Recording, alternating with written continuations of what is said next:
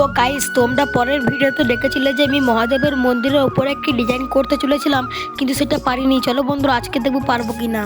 তো বন্ধুরা, তারপরে প্রতিদিনকার মতন আমি এখন সিমেন্ট মাখাতে লাগলাম। তারপর আমার ক্যামেরাম্যান এখন আমি দুজনে মিলে এখন আমি দুটো ইট দিয়ে ভালো করে তার উপরে চাপাতে লাগলাম। তারপরে ইটগুলোকে ভালো করে দাঁড়ানোর পর এখন আমি 4-5টা সিমেন্ট মেরে দিচ্ছি। তারপর আমি 4-5টা সিমেন্ট দিতে গিয়ে দেখছি, আরে ভাই, তো ভেঙে পড়ে গেল। বন্ধুরা, কেন ভাঙলো এখনো বুঝতে পারলাম না, কিন্তু বন্ধুরা অনেক কষ্ট করে ইটগুলা দাঁড় করেছিলাম, তাও কি করে কি ভেঙে গেল বন্ধুরা বুঝতে পারলাম না।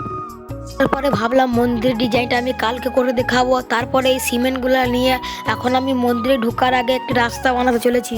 তারপরে গাইস, দেখতেই পাচ্ছ এখন আমি রাস্তা বানানোর কাজে এখন লেগে গেলাম।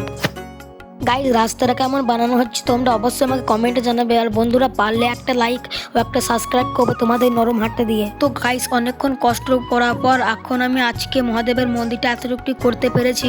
আর বন্ধুরা, কালকের মধ্যে আমি পুরোপুরি কমপ্লিট করতে চলেছি। আর বন্ধুরা, পারলে একটা লাইক ও সাবস্ক্রাইব একটু কমেন্ট করবে। Bye bye.